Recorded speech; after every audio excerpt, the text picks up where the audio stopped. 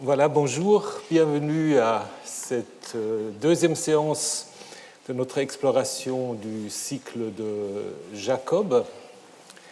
Nous avons vu la semaine dernière un peu les différentes théories et les différentes manières de reconstruire un peu les traditions les plus anciennes. Et on n'a pas abordé la question comment se fait le lien entre les différentes traditions patriarcales. Donc je vous ai dit en fait qu'il faut imaginer que Abraham, Isaac, Jacob, d'abord c'est en fait des traditions qui étaient transmises de manière indépendante, qu'ils étaient liés bien plus tardivement, probablement après la disparition en fait, du royaume du Nord en 722. Puisque les fidèles parmi vous savent déjà qu'après 722, le royaume de Samarie est pris par les Assyriens, qu'il y a tout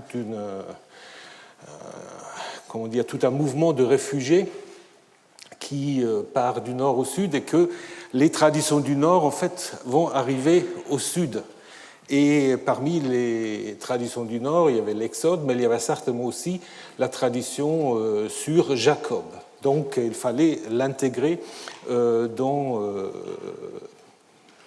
une vision sudiste ou pan-israélite, peut-être à l'époque de Josias, avec cette idée en fait que le vrai Israël se trouve désormais dans le sud, que Juda est en fait le vrai Israël, mais évidemment ça signifiait aussi qu'il fallait intégrer quand même les traditions de l'ancien royaume d'Israël.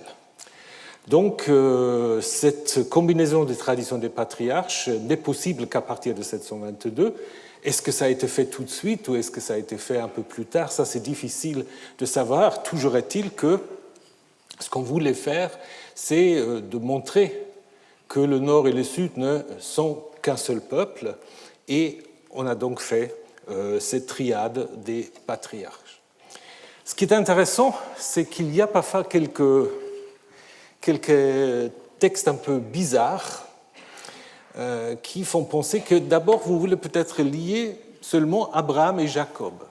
Dans le texte de la vision du songe de Jacob à Bethel, le texte que nous allons analyser en 2 semaines, lorsque Yahvé se présente à Jacob, il lui dit « C'est moi, Yahvé, le Dieu d'Abraham, ton père ».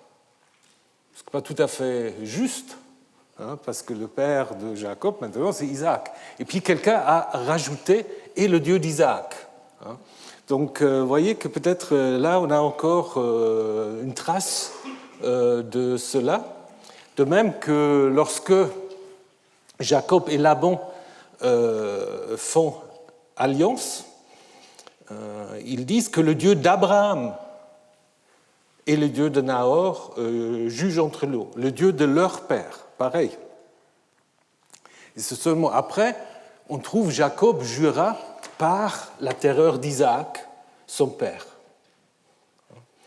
Donc il y a là peut-être en effet encore des restes de cette première tentative de faire d'abord un lien entre Abraham et Jacob. D'ailleurs, si vous regardez un peu les statistiques, comment on trouve en fait les patriarches en dehors de la Genèse? Regardez, vous n'avez jamais Abraham, Isaac. Par contre, vous avez quand même un certain nombre de textes Abraham et Jacob, sans Isaac. Après, évidemment, la triade des 3 patriarches, mais ça, c'est quand même aussi assez intéressant. Ça vous montre en effet que les 2 grands ou les 2 patriarches importants, c'est Abraham et Jacob, et c'est peut-être comme cela que le lien a été fait. Évidemment, dans une perspective judéenne,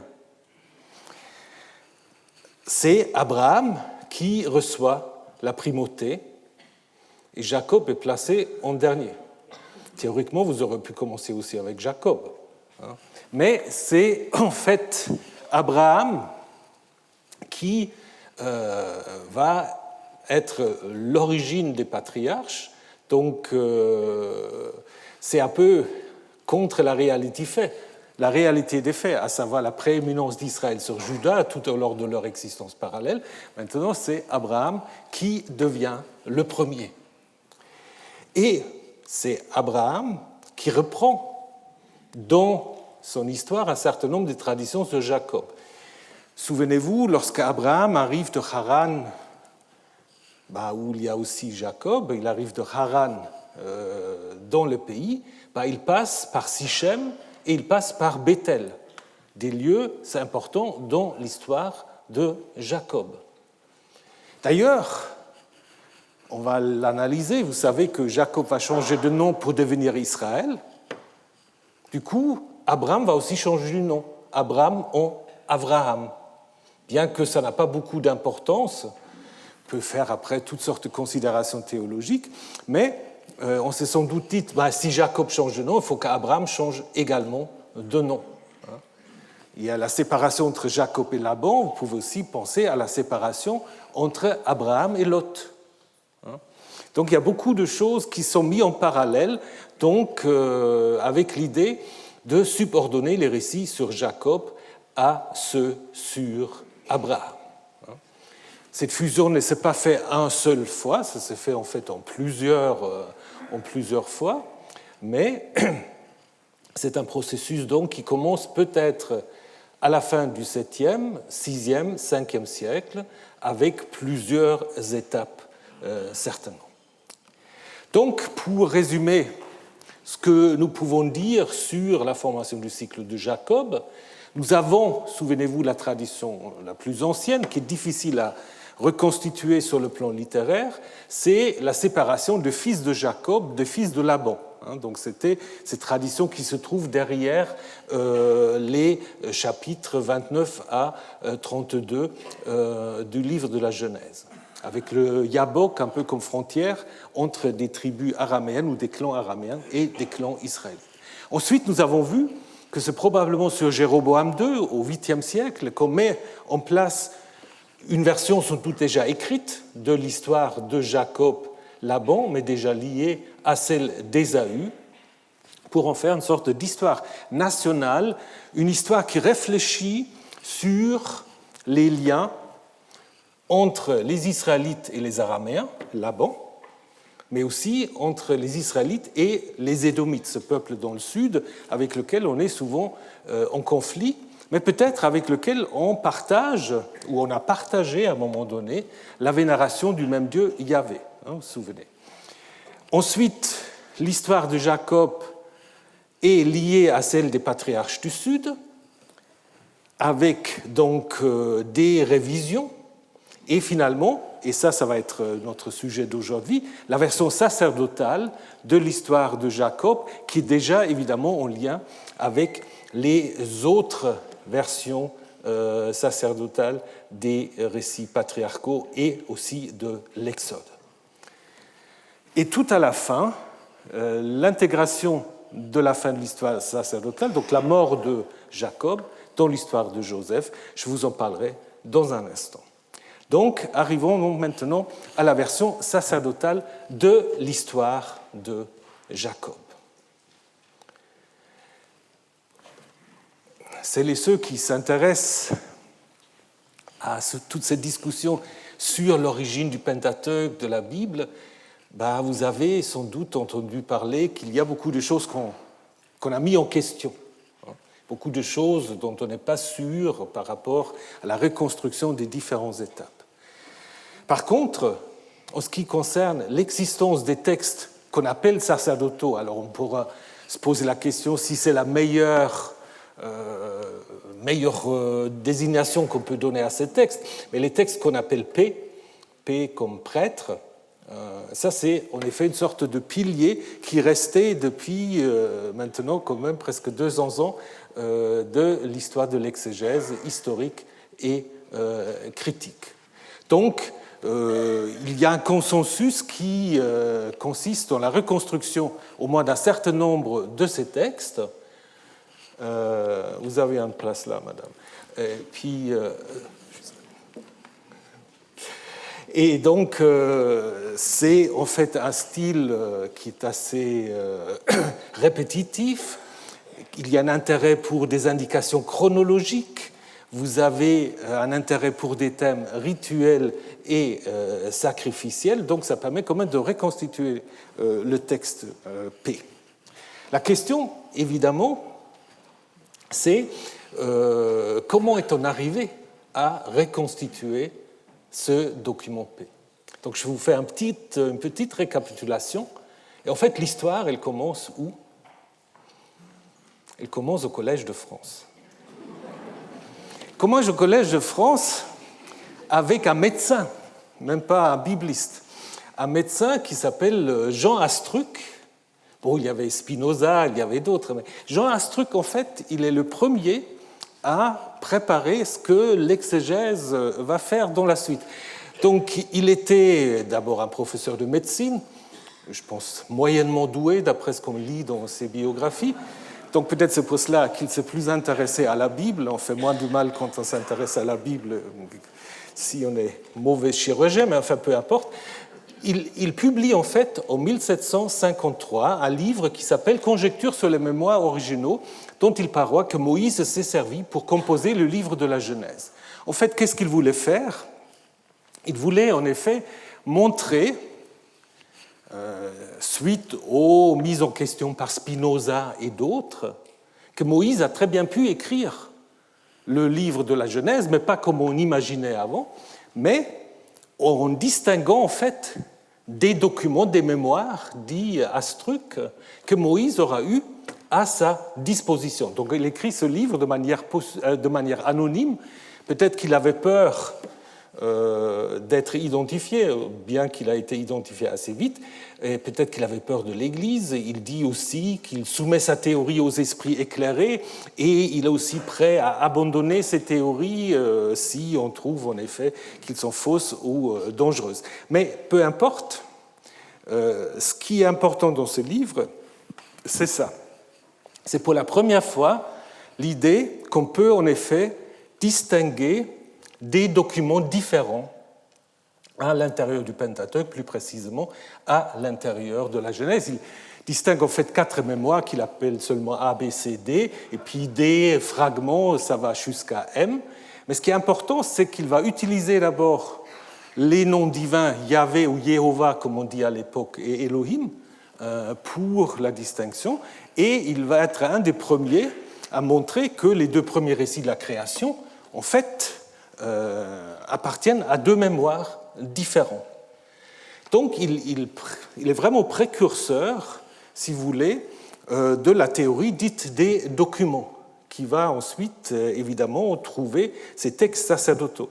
Puisque dans la suite, Hupfeld va en effet aussi continuer à parler des textes éloïstes, mais il va se dire, à l'intérieur de ces textes éloïstes, il y a au moins 2 documents différents. Il y a des textes éloïstes où il y a beaucoup des textes de type intérêt du clergé sacerdotal, et puis il y en a d'autres qui sont plus narratifs. Donc il dit en fait il y a deux sources éloïstes et une source yaviste, et selon lui c'est le document éloïste ancien qui constitue toute la législation sacerdotale. Donc ce qu'on appelle aujourd'hui P, pour Hupfeld, c'était le plus ancien.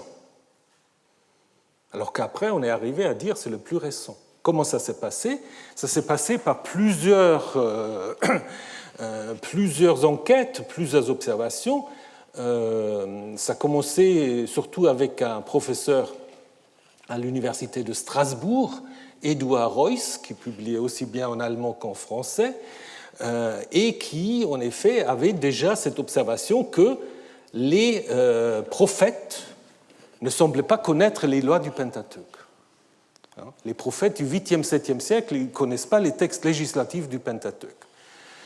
Ça a été repris par Vatke, George, et aussi par Julius Popper. Ça, je vous nomme ce savant, parce qu'on dit souvent c'est tous des protestants. Non, là c'est un représentant du judaïsme libéral qui a joué un rôle très très important dans l'idée que l'histoire de la construction du tabernacle, dans la deuxième partie du livre d'Exode, en fait, c'est un texte très récent qui doit dater de l'époque post-exilique, après donc l'exil à Babylone. Et ensuite, c'est l'élève de Reuss, Karl-Heinrich Graf, qui, en fait, a démontré de manière, me semble-t-il, assez claire que tous ces lois-là sacerdotales, en Exode, Lévitique et Nombre, ont été intégrées, en fait, dans la narration du Pentateuque à des époques très, très récentes. Il dit jusqu'à l'époque perse, jusqu'au IIIe siècle même. Donc, du coup, tous ces travaux ont préparé ce qu'on va devenir le modèle de Wellhausen. On dit toujours le modèle de Wellhausen, mais je voudrais quand même aussi rappeler le nom d'Abraham Kühnen, qui a eu une grande influence sur Wellhausen. Donc ces deux savants ont en effet, oui, surtout ces deux, popularisé, ils n'ont pas vraiment inventé, ils ont popularisé cette théorie des documents, s'appliquant en fait non pas au Pentateuque, mais à l'Hexateuque, parce qu'ils étaient convaincus que le livre de Josué en fait faisait partie de cette première partie de la Bible, et ont donc tous les deux identifié ce qu'on va appeler les textes sacerdotaux, qu'on n'appelait pas toujours sacerdotaux. Wellhausen parlait de la source Q. Alors là, heureusement qu'il a abandonné ça, parce qu'après, dans le Nouveau Testament, on a trouvé une autre source Q, ça aurait fait beaucoup de confusion. Lui, il appelait Q à cause de son idée de Liber Quatuor Foederum, donc le livre des 4 alliances. Donc, il a distingué l'alliance avec Noé, avec Abraham au Sinaï, et l'alliance entre Josué et le peuple, puisqu'il parlait de l'Hexateuque. Donc après, on s'est mis d'accord sur la terminologie P, en distinguant là aussi un écrit de base, PG, et ensuite des textes secondaires PS, donc PG comme Grundschrift, écrit de base, et PS secondaire.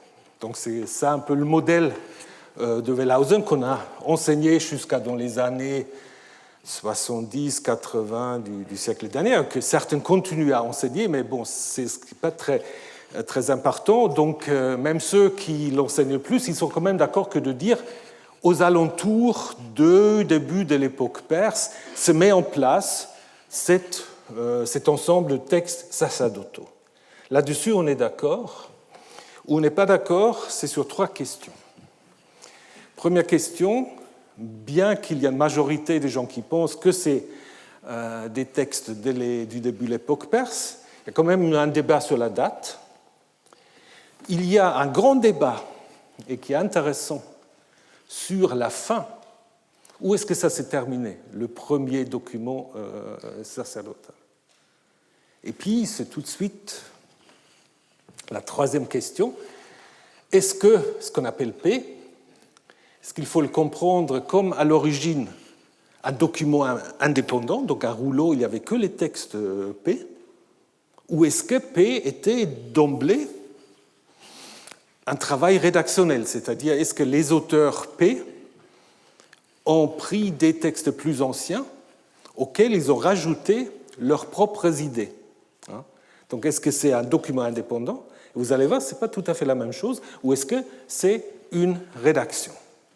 Donc, sur la date, comme je vous ai dit, il y a une majorité de chercheurs qui sont convaincus que tout cela se passe probablement dans le contexte de la reconstruction du Second Temple, donc aux alentours des années 520 sous les Perses, alors qu'il y a quand même une minorité importante qui suit un professeur de Jérusalem, Yetzekiel Kaufmann, qui pensait que les textes P reflètent en fait la situation du Premier Temple et pas la situation du Second Temple.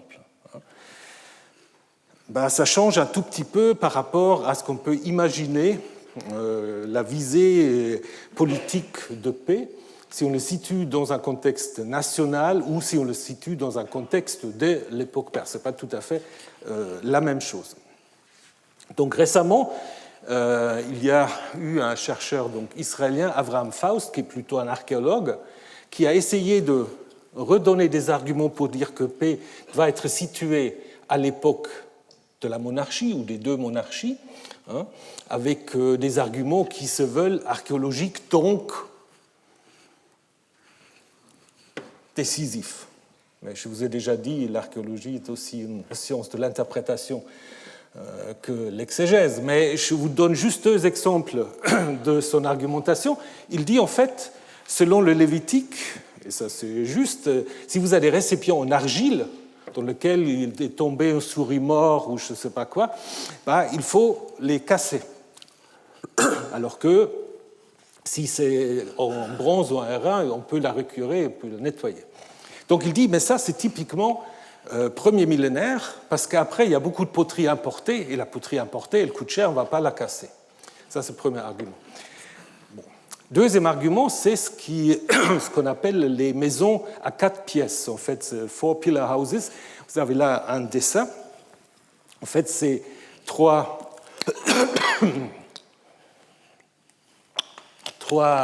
pièces parallèles, la pièce au milieu servant plutôt de cuisine, d'entrée, etc. À gauche, à droite, c'est plutôt les étables, on garde les animaux. Derrière, on a vous ne le voyez pas très bien, mais encore une 4e pièce. Et bien sûr, après, il y a peut-être des choses aussi sur le toit. Et il dit, c'est ça ce qui est présupposé dans les textes du Lévitique quand on dit que quelqu'un qui est impur doit faire sa quarantaine à la maison. Parce que c'est assez large, il y a 4 pièces. Bon, on se demande si on va se mettre avec les animaux, mais bon, ça, il n'en parle pas. Mais donc, l'idée, c'est qu'en effet, ça montre que, parce que ces 4 pièces, ces maisons 4 pièces, ils vont disparaître, ou disons, on a peu de traces archéologiques après l'exil. Mais, bon, comme je vous ai dit, la poterie importée, elle a déjà été aussi importée au premier millénaire, mais la poterie importée est une poterie de luxe et pas utilisée pour que des souris tombent dedans. Donc, je pense que ce n'est pas vraiment un argument. De même, les maisons à 4 pièces, c'est des maisons où il y a au moins 18 à 20 personnes. Donc, la question de la quarantaine, elle est aussi compliquée dans une maison à 4 pièces que dans d'autres habitations. Donc, ces arguments archéologiques, à mon avis, ne donnent pas vraiment une indication qu'on doit mettre paix à l'époque de la monarchie. Par contre, il est tout à fait possible que paix reprend des rituels plus anciens, peut-être l'époque du Premier Temple, en les intégrant en fait dans son texte. Donc ça, c'est tout à fait possible. Ça ne veut pas dire que tout est écrit à l'époque perse, mais tout est mis ensemble à l'époque perse. Probablement dans un souci de donner une sorte de légitimation au deuxième temple. Bon, on a résolu la première question. La deuxième question. Vous vous souvenez, quelle est la fin de paix? Où est-ce que ça s'arrête? Où est-ce que le premier paix s'arrête? Alors, il y a deux idées traditionnelles. Le premier est lié au fait qu'on a, comme je disais tout à l'heure, on a parlé plus souvent de l'Hexateuque que du Pentateuque, donc on a cherché en fait paix, la fin de paix, dans le livre de Josué. Et là, on a trouvé un texte qui était magnifique. Toute la communauté des fils d'Israël, c'est une expression très sacerdotale, s'assembla à Silo, on y installa la tente de la rencontre, magnifique aussi, le pays leur était soumis. Ah, dit-on, le pays leur était soumis. Ça fait encadrement avec Genèse 1. Soumettez-vous la terre. C'est magnifique. Mais ce n'est pas tout à fait la même vision quand même. Parce qu'en Genèse 1, c'est un ordre qui donnait à l'humanité, qui d'ailleurs n'est pas repris après le déluge. Et ici, il s'agit des fils des Bnei Israël qui, en fait, se sont emparés du pays. Et en plus, l'autre problème, Silo, le sanctuaire de Silo, ne joue aucun rôle auparavant. Le sanctuaire de Silo est mentionné ici pour introduire la suite, les livres de Samuel notamment, où il y a l'arche de Yahvé qui se trouve à Silo. Donc ce n'est pas tout à fait satisfaisant. D'autres visions, c'est de dire, gardons le Pentateuque et trouvons paix à la fin du Pentateuque avec le récit de la mort de Moïse. Donc Deutéronome 34, je ne vous lis pas tout, Moïse avait 120 ans quand il mourut, et puis on fait le deuil, et Josué, fils de Nun, était rempli d'esprit de sagesse, et les fils d'Israël l'écoutèrent pour agir selon les ordres que Yahvé avait donnés à Moïse. Est-ce que ça, c'est une finale?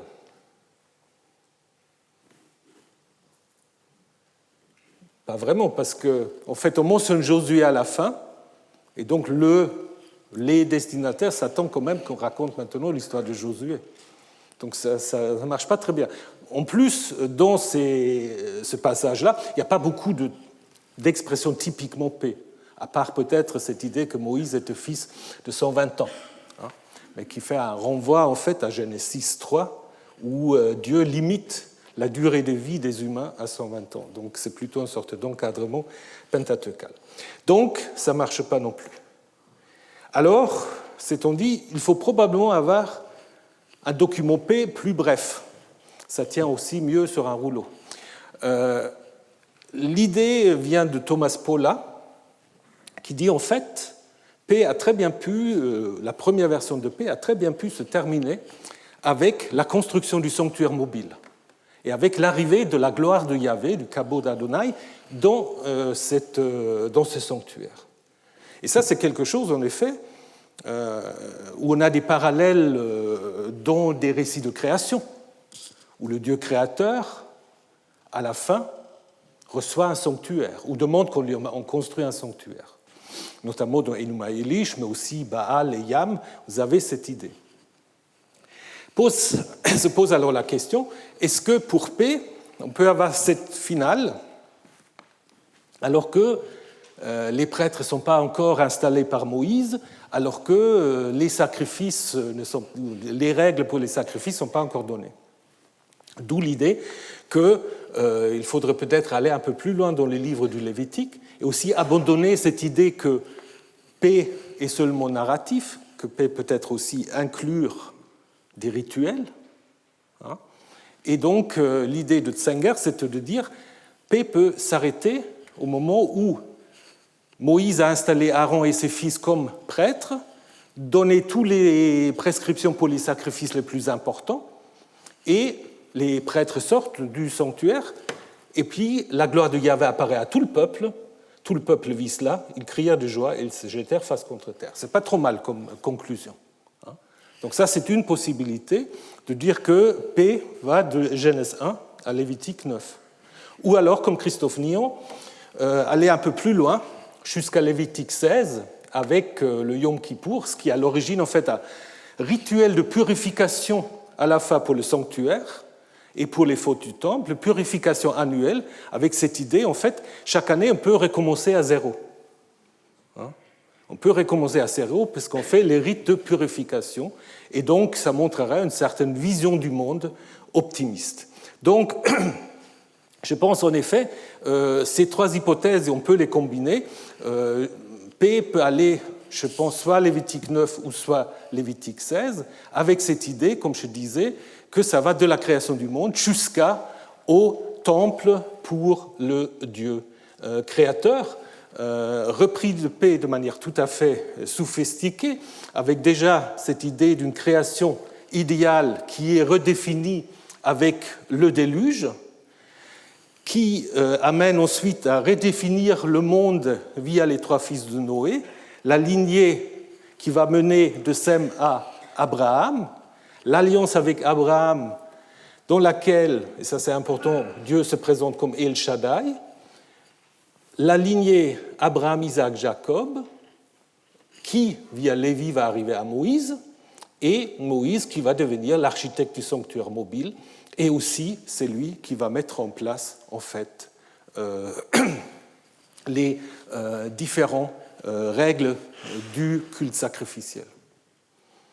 Et on pourra même dire, comme l'ont fait certains commentateurs, qu'avec ces différentes règles, et notamment les règles alimentaires, avec l'idée de la distinction entre le pur et l'impur au niveau des animaux, Israël va restreindre en fait sa consommation carnivore, d'une certaine manière, au carnière, pour s'approcher un tout petit peu à la création idéale.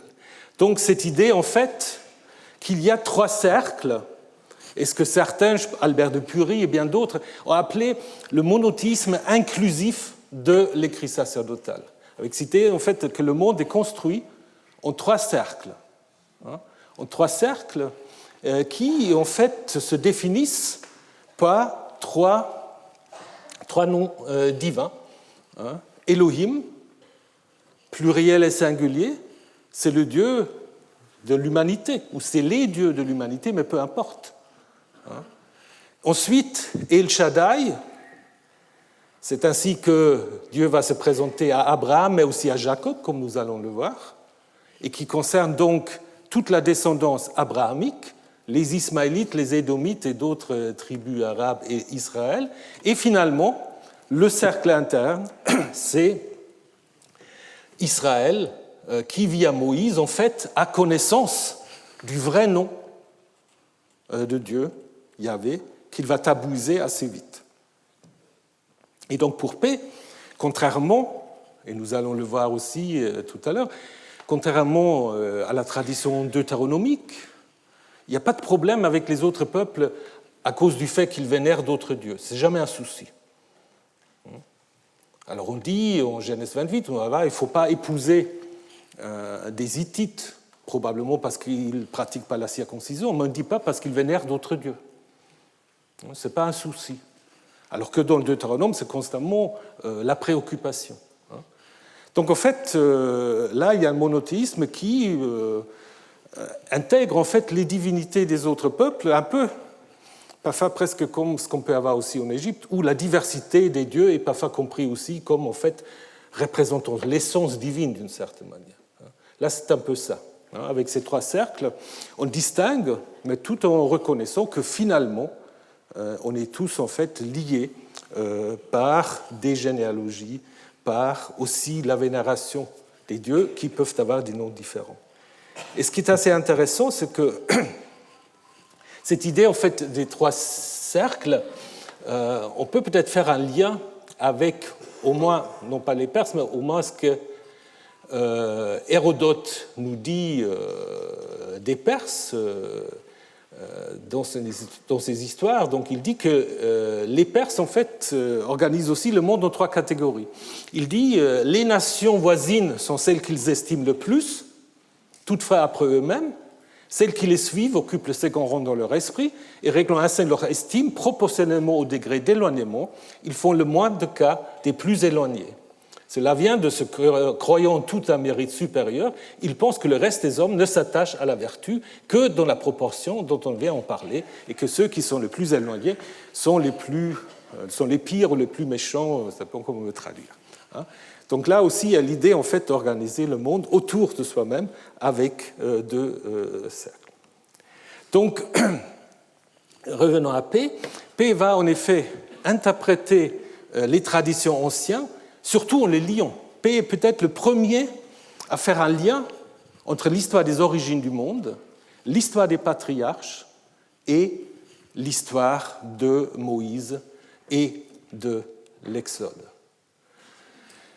Donc, c'est sans doute dans ce contexte en fait, du grand marché économique de l'époque achéménide où on va penser d'une certaine manière le singulier et l'universel. Certes, on va dire qu'on est singulier parce qu'on a connaissance du vrai nom de Dieu. Mais en même temps, on fait partie d'un universel parce que les autres peuples, en fait, vénèrent le même Dieu sans savoir son vrai nom. Mais il n'y a pas besoin de les convertir ou de s'opposer à ces peuples. Et ça, je pense, c'est très intéressant. Et donc, on va de manière littéraire comme on peut, va construire ces époques lorsque, dans le récit sacerdotal de la vocation de Moïse, en Exode 6, Dieu va se présenter à Moïse d'abord en disant « Ani Adonai, c'est moi Yahvé ». Mais après, je suis apparu à Abraham, Isaac et Jacob comme El Shaddai, mais sous mon nom de Yahvé, je ne me suis pas fait connaître d'eux. Donc là, évidemment, c'est un lien avec les textes sacerdotaux de Genèse 17 et 35, où Yahvé dit en effet à Abraham et à Jacob, Ani El Shaddai. Un autre lien entre patriarche et l'Exode, c'est en Exode 2, 23, 24, où on dit que ça c'est un texte aussi sacerdotal, où les Hébreux sont opprimés en Égypte. Dieu vit ça, et puis Dieu entendit leur plainte. Dieu se souvint de son alliance avec Abraham, Isaac et Jacob. Donc c'est une manière, en fait, de faire de l'histoire des patriarches, qui à l'origine n'a rien à faire avec l'Exode, mais c'est l'alliance avec les patriarches, qui tout d'un coup devient le moteur de l'intervention de Yahvé en faveur des Hébreux qui sont en Égypte. Voilà. Donc, P a une vision assez claire par rapport à la fois au lien entre les traditions, mais aussi par rapport à la relation avec les autres. Alors maintenant, dernière chose, c'est est-ce que ces textes P, est-ce qu'il faut imaginer qu'ils étaient d'abord écrits sur un seul rouleau, ou est-ce qu'ils étaient déjà ajoutés à un rouleau contenant des traditions plus anciennes? Qu'est-ce que vous direz? C'est pas si compliqué. Bon, il y a les deux, disons, de toute façon, vous ne pouvez pas vous tromper parce que les deux théories sont défendues, donc de toute manière, les deux ont des arguments. Hein. Mais je pense quand même, on peut dire en effet, on va y revenir, que quand on regarde P dans l'histoire de Jacob, ce P, on ne peut pas le reconstruire de manière assez cohérente. Par contre, il y a des nombreux passages où on peut construire un texte sacerdotal de manière tout à fait entière, de manière tout à fait cohérente. Et aussi, certaines visées théologiques de P ne fonctionnent que lorsqu'on se réfère exclusivement au texte P. Par exemple, si vous prenez cette idée qu'au patriarche, Dieu s'est seulement manifesté comme El Shaddai, ben, si vous prenez d'autres textes, par exemple en Genèse 15, Dieu dit à Moïse « Je suis Yahvé ». Donc ça ne fait pas de sens. Si P est une rédaction, ben, c'est un mauvais rédacteur d'une certaine manière. Donc je pense que c'est plus clair. Donc je vous donne juste, si vous prenez, je ne veux pas vous le lire parce que c'est très long, si vous prenez le récit sacerdotal du déluge, les textes qu'on attribue à P, ben, vous pouvez le faire ce soir à la maison, donc si vous prenez tous ces versets, vous obtenez une histoire qui se tient très très bien. Ou idem pour l'histoire d'Abraham. Je ne vais pas tout vous lire, mais je vous lis juste quelques extraits. C'est des récits très brefs. Ce qui veut dire aussi que P présuppose d'une certaine manière que son public connaît les traditions anciennes. Mais P va leur dire, écoutez, vous connaissez ces traditions, mais ce n'est pas comme ça qu'il faut les comprendre. On va vous dire, voilà, quelle est la bonne interprétation. Si vous prenez par exemple 12.4, Abraham avait 75 ans quand il quitta Haran, il prit sa femme Sarah, son neveu Lot, tous les biens qu'ils avaient acquis, les êtres qui leur appartenaient à Haran, ils partirent pour le pays de Canaan. Le pays n'assure pas les besoins de leur vie commune car leurs biens étaient trop considérables pour qu'ils puissent vivre ensemble. Ils se séparent l'un de l'autre. Abraham habita dans le pays de Canaan et Lot dans la ville du district. Sarai, la femme d'Abraham, ne lui a pas donné d'enfant. 10 ans après que Abraham fut établi dans le pays de Canaan, Sarah, sa femme, prit Hagar, sa servante égyptienne, pour la donner comme femme à Abraham, son mari. Hagar enfanta un fils à Abraham. Il appela Ismaël, le fils que Hagar lui avait donné.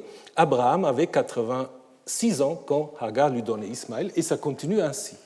Donc ça veut dire, en fait, si vous prenez juste le dernier texte, la naissance d'Ismaël, c'est très bref, mais tout est là. Et surtout, il n'y a pas de conflit. Il n'y a pas de conflit entre Hagar et Sarah. C'est Abraham qui nomme le fils. Ismaël naît dans la maison d'Abraham, alors que dans la tradition ancienne, en fait, Hagar s'enfuit, et Ismaël est censé en fait naître quelque part dans le désert. Donc, vous voyez que la suite est tout à fait pareille, que vous pouvez lire toute l'histoire d'Abraham de manière cohérent, parfois c'est très bref, comme l'histoire de la destruction de Sodome, Gomorrhe, qui est racontée dans un seul verset, mais toutes les informations sont là. Et donc, ça montre que P veut en effet redéfinir l'histoire, réécrire l'histoire, mettre à côté l'histoire ancienne une nouvelle histoire. Donc au début, je ne pense pas que l'idée c'était de le mélanger. Il voulait juste, en fait, aux gens qui connaissaient les anciennes traditions, leur donner une sorte de résumé condensé de ces traditions, mais avec une certaine perspective. Une certaine perspective qui, voilà, qu'on peut appeler cet monothéisme inclusif, cette idée aussi d'éviter le plus possible des conflits qui sont mis en valeur dans les traditions anciennes.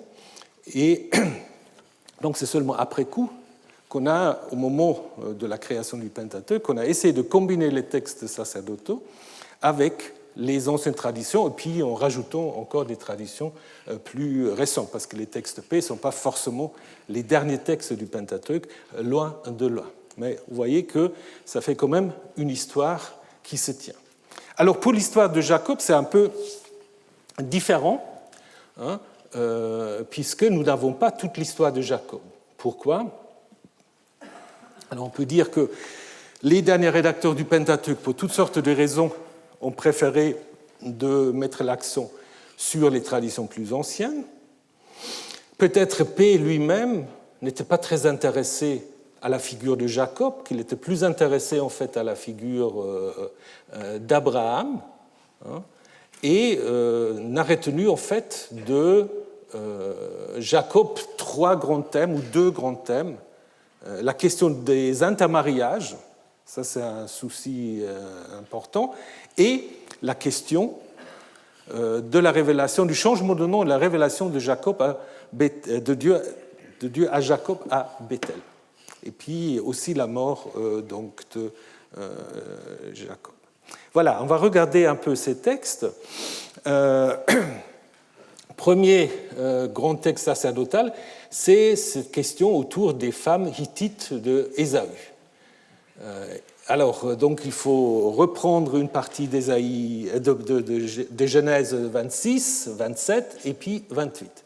Donc, Ésaü, à l'âge de 40 ans, prit pour femme Judith, la fille de Béhéri, le Hittite, et Basmath, la fille d'Élon, le Hittite. Elles furent une amertume d'esprit pour Isaac et pour Rebecca. Rebecca dit à Isaac, « Je suis dégoûtée de la vie à cause de ces filles de Heth. Si Jacob en épouse une, comme celle-ci, parmi les filles du pays, à quoi bon vivre ?» Isaac appela Jacob, le bénit, lui commanda en ces termes, « Tu ne prendras pas pour femme une des filles de Canaan.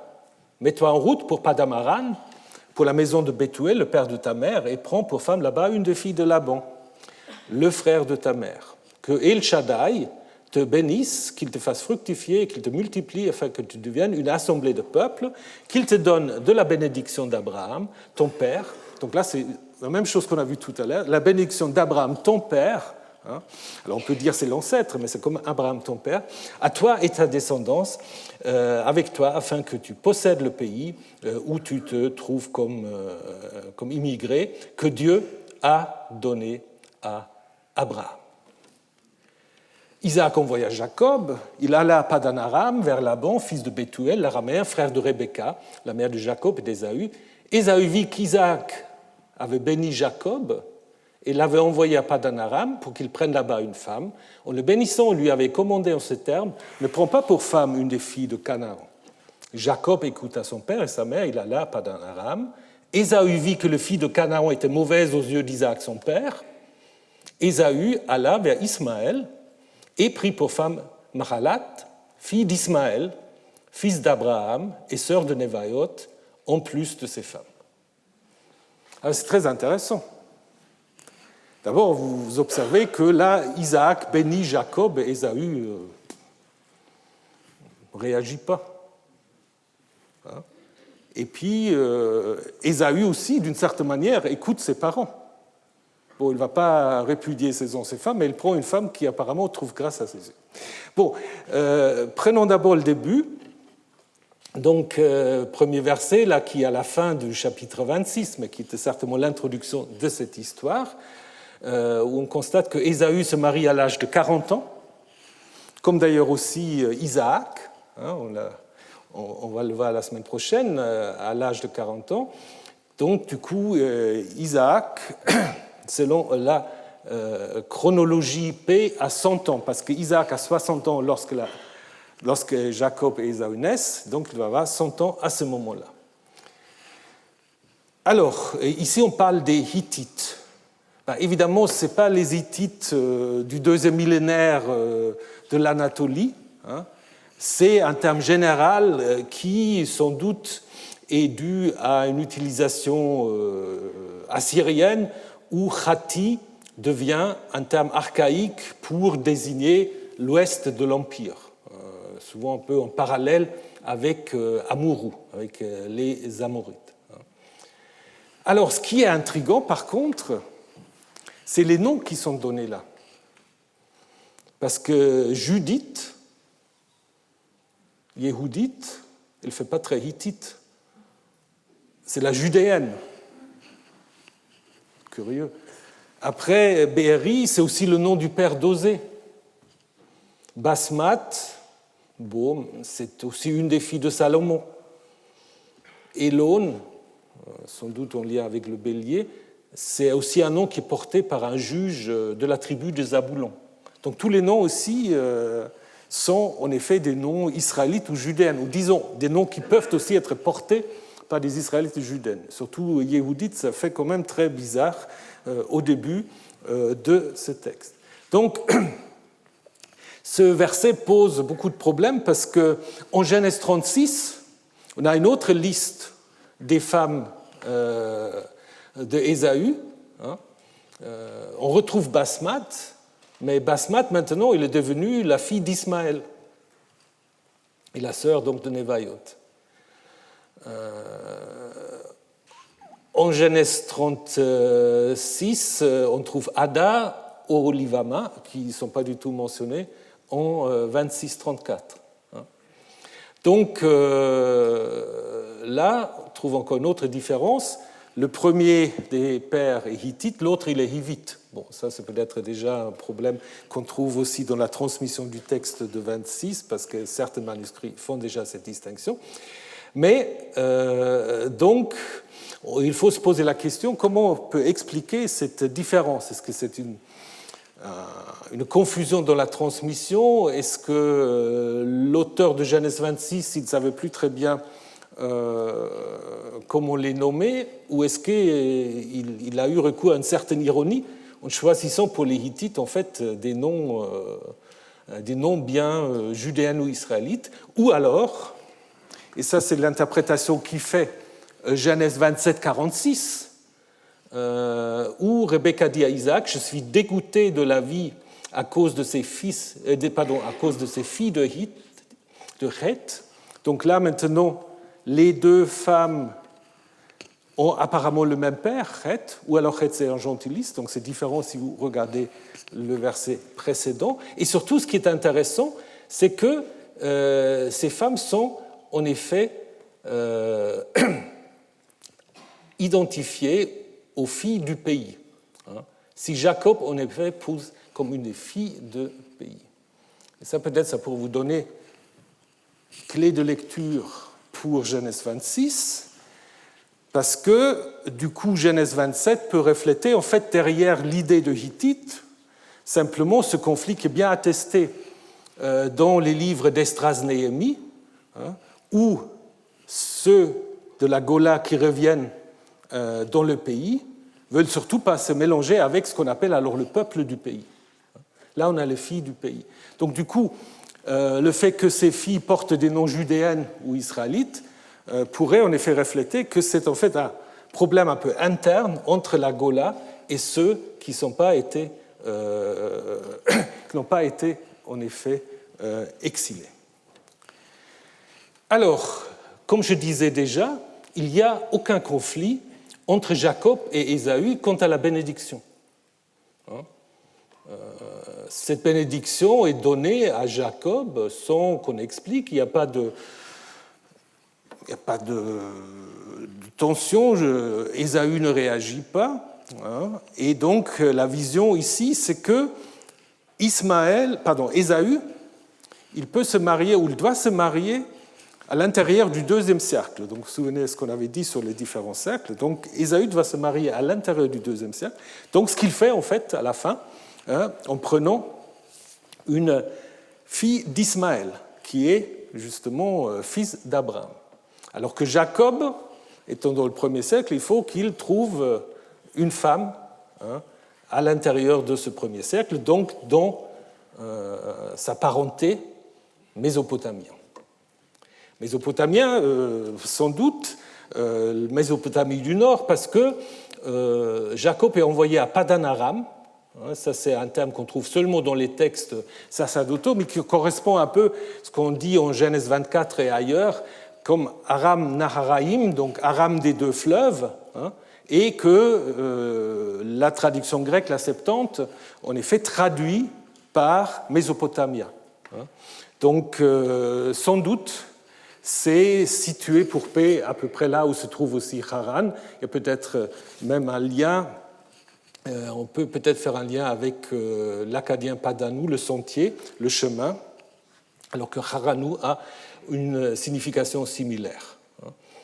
Les personnages de Bethuel et Laban, on les connaît déjà, ils sont mentionnés en Genèse 25 pour Bethuel et Laban déjà plusieurs fois en Genèse 24.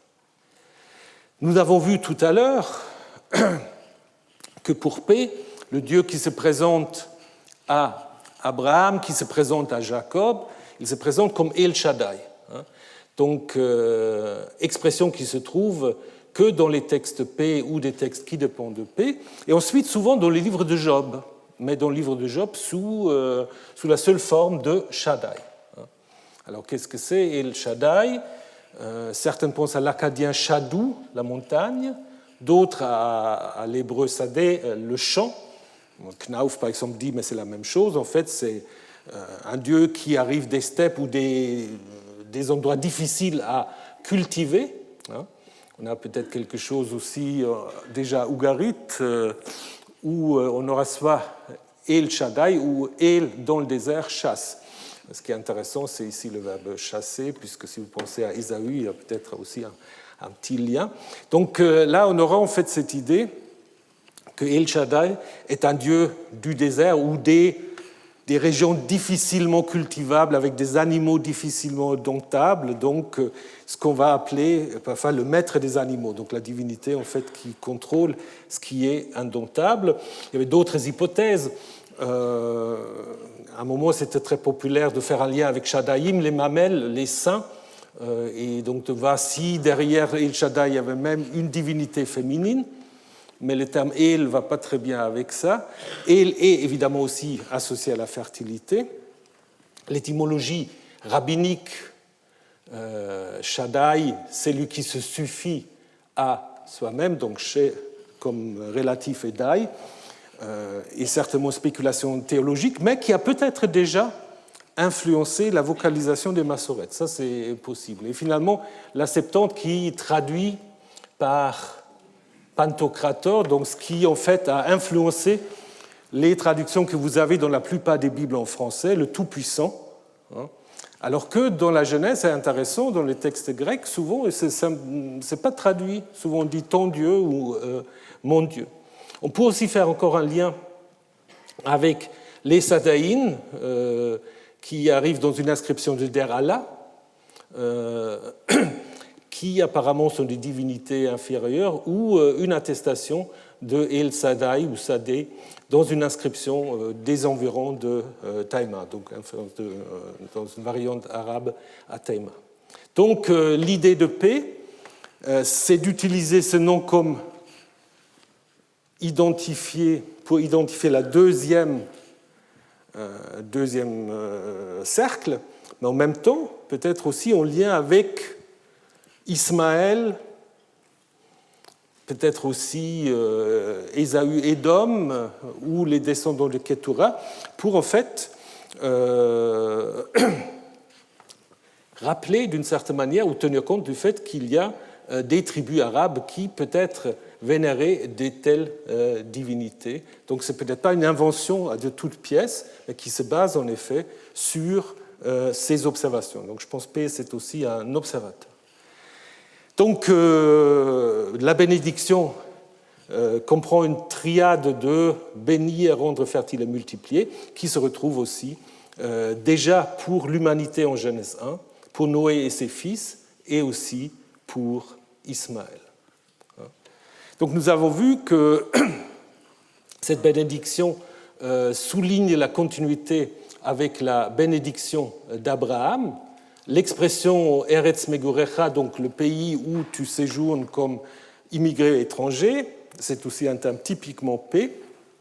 Je vous ai mis ici les occurrences, et qui est ici combiné avec une racine qui normalement n'est pas très fréquente dans l'histoire des patriarches, yarash, hériter, prendre position, surtout en Genèse 15, où il y a tout un jeu avec les deux significations, parce qu'Abraham demande d'abord à Yahvé qui sera mon héritier, et après tu vas hériter, bon tu auras un héritier, mais tu vas aussi hériter ou posséder le pays. Donc là apparemment on voulait combiner un peu les deux visions sacerdotales et donc deutéronomistes. Donc l'envoi, le départ, comme je vous ai dit, Ésaü ne montre aucune hostilité envers son frère. Il va d'une certaine manière aussi obéir à ses parents en épousant une fille d'Ismaël. Là aussi, il y a des petits changements parce que là, ici, la fille est appelée Mahalat. En Genèse 36, elle est appelée Basmat. Mais peu importe. Ce qui est important, c'est de montrer en fait que Ésaü aussi suit en fait les recommandations des parents. Et donc, sa sœur, disons, sa femme est la sœur de Névaïot, mentionnée en Genèse 25 parmi les descendants d'Ismaël, et sans doute à rapprocher aux Nabatéens, donc qui séjournent à proximité de Pétra. Deuxième texte important pour P, c'est le changement de nom et la révélation de Bethel. Parce que contrairement au texte non P, P a combiné en fait le changement de nom et la révélation de Dieu à Bethel. Dieu apparaît ou apparu encore à Jacob quand il revient, le encore est sans doute rajouté après coup, Dieu est apparu à Jacob quand il revient de Padam Aram, il le bénit, il lui dit, ton nom est Jacob, on ne t'appellera plus du nom de Jacob, mais Israël sera ton nom. Et il appela du nom d'Israël, Dieu lui dit, je suis El Shaddai, sois fécond, multiplie-toi, une nation, une assemblée de nations viendront de toi et des rois sortiront de tes reins. Le pays que je donnais à Abraham, Isaac, je te le donne, à ta descendance après toi, je donnerai ce pays. Dieu s'éleva loin de lui, du lieu où il avait parlé. Jacob érigea une stèle dans le lieu où Dieu avait parlé avec lui, une stèle de pierre sur laquelle il fit une libation, une offrande de libation, et il versa de l'huile. Jacob appela Bethel le lieu où Dieu avait parlé avec lui. Donc ce que fait P, c'est en fait de mettre dans un le discours des promesses de Dieu et le changement de nom en situant les deux à Bethel.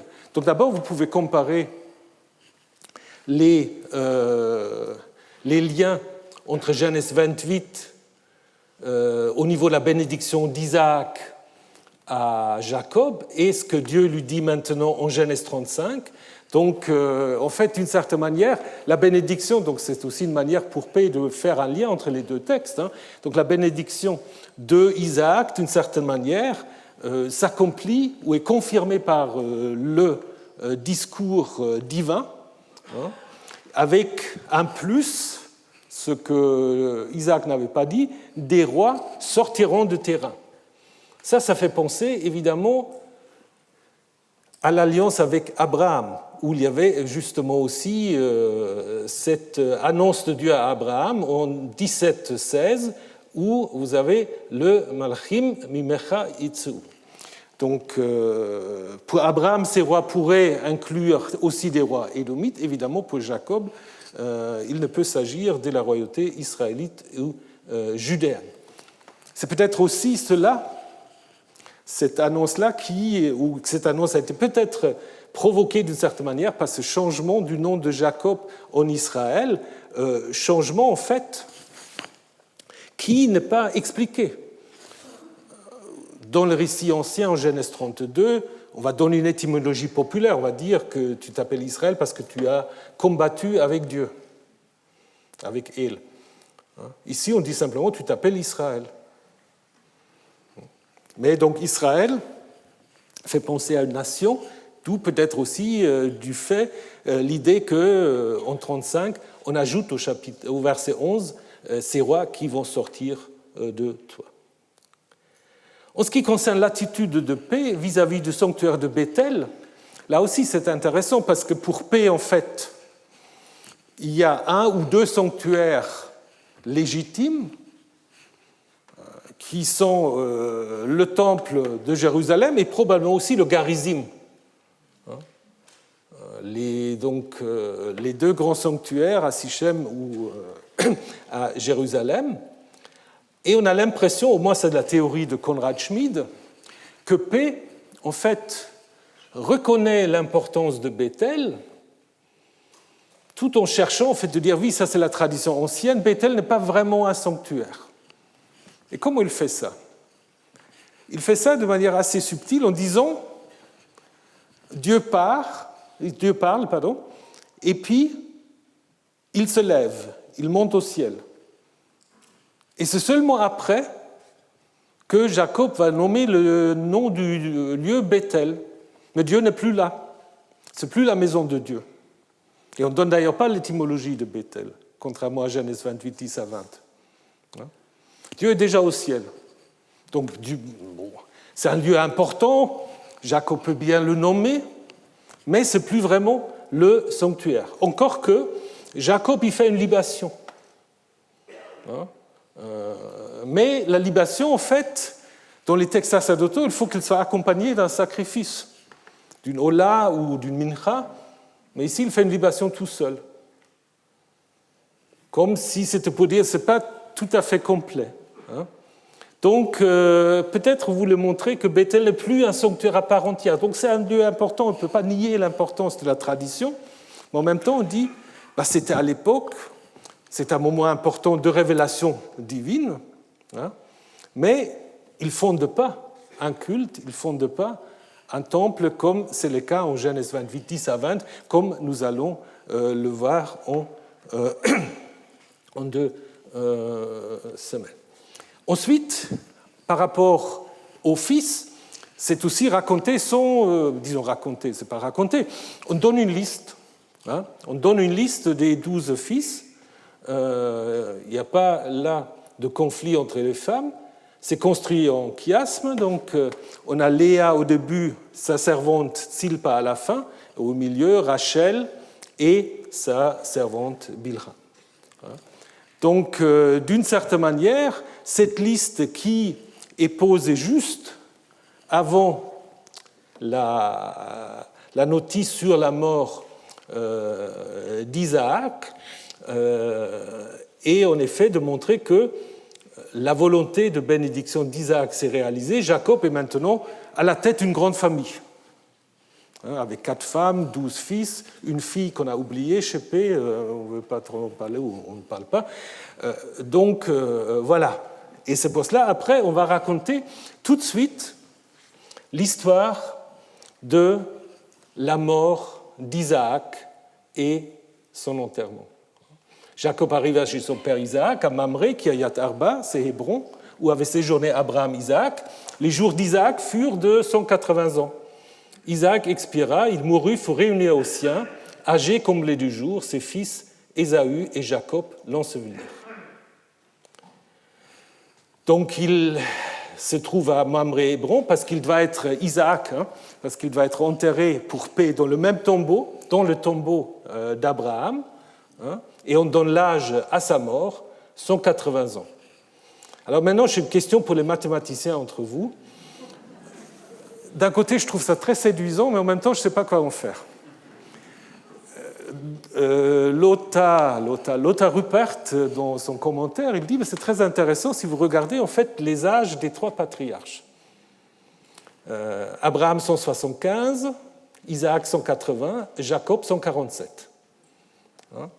Et il dit en fait, on peut observer que les 3 âges ont une somme transversale, tous les 3 de 17. Ça, c'est la première observation. Et ensuite, ils ont en fait des facteurs transversals. Le premier augmente, voyez, 5, 6, 7. Et le dernier baisse toujours de 2, 7, 5, 3. C'est assez élégant, mais je ne sais pas quoi en faire. Alors, est-ce que, bon, non, c'est une vraie question. Hein. Après, il y a des gens qui disent 17 dans la gematria, ça fait tov, ça fait bon, mais on peut tout faire. La question que je posais aussi à un assistant que j'ai qui est mathématicien, il m'a dit c'est très élégant, mais ça peut être aussi le hasard. Mais en même temps, est-ce que ça peut être le hasard? C'est une grande question. Donc, si vous avez des idées, vraiment, c'est une question ouverte que je vous pose. Donc, si vous avez des observations, je suis preneur. Et on termine avec la descente d'Égypte et la mort de Jacob, qui était racontée chez P sans l'histoire de Joseph. Jacob s'installa dans le pays de ses migrations de son père, au pays de Canaan. Ils se rendirent en Égypte, Jacob et toute sa descendance, ses fils et ses petits-fils, ses filles et ses petites-filles, toute sa descendance. Il les amenait avec lui en Égypte. Total des personnes de la maison de Jacob, 70. Et puis après, Jacob appelle ses fils pour leur dire il faut qu'on le ramène dans le champ de Macpéla. Et 52, ses fils firent pour lui comme il avait dit, comme il avait commandé. Ses fils le portèrent en terre de Canaan. Ils l'ensevelirent dans la caverne du champ de Macpéla, en face de Mamré. Donc, à l'origine, cette histoire, elle était racontée sans l'histoire de Joseph. Pourquoi? Déjà, vous avez en fait une liste, mais qui vient encore d'un auteur sacerdotal, mais peut-être un deuxième, qui a intégré en fait dans cette histoire de la descente en Égypte une liste des membres de la famille de Jacob qui descend en Égypte. Et parmi ce liste, on trouve qui? On trouve Joseph. Donc il n'était pas en Égypte. Donc ça montre que pour le récit sacerdotal, l'histoire de Joseph, soit il ne la connaissait pas, soit il ne voulait pas la connaître. Donc il raconte simplement ça. Vous avez la même chose en Deutéronome 26, on dit « Mon père était un Arami Oved, donc un araméen en train de périr, et il descendit en Égypte, il devait avoir un grand peuple. » Ça n'a pas besoin de raconter l'histoire de Joseph. C'est nécessaire pour P, parce que cette descente, en fait, fait le lien littéraire avec l'histoire de l'Exode. Autrement, on ne peut pas faire le lien. S'il n'y a pas de descente, il n'y a pas de lien. D'où P n'était pas très, je pense, pas très inspiré. Ils ont dit, bon, ils sont allés en Égypte. Peut-être parce qu'il y a famine, mais voilà. Et donc, la fin sacerdotale de l'histoire de Jacob, c'est en effet son enterrement à Macpéla, donc sans doute la caverne double, parce que c'est un terme qui est toujours utilisé avec un article. Et cet endroit de Macpéla n'est guère identique à l'actuel sanctuaire de Hamal el-Khalil, qui se trouve aujourd'hui au centre de la ville moderne d'Hébron. L'origine de ce bâtiment date probablement de l'époque d'Hérode, qui aura déplacé l'ancien sanctuaire qui se trouve alors en terre idumien, terre des Édomites, en terre judéen. Le bâtiment ensuite a été transformé en église puis en mosquée. Sous les croisées, ça redevient une église. Et puis, le bâtiment actuel semble remonter au XIVe siècle. Donc, comme vous le savez, sans doute utilisé à la fois comme synagogue, mais aussi comme lieu de prière musulman. Une partition qui, contrairement à ce que P souhaite, provoque constamment des conflits, alors que pour P, il s'agissait d'un tombeau de rassemblement, parce que Isaac est enterré par ses deux fils, Jacob est enterré par l'ensemble de ses fils, donc voilà. Bien, on va se terminer là-dessus. Je vous signale donc, pour celles et ceux qui souhaitent qu'on a notre petit séminaire, on va continuer à traduire. On va déménager aujourd'hui dans la salle Budet. Et puis la semaine prochaine, pour le séminaire, il n'y a pas de traduction.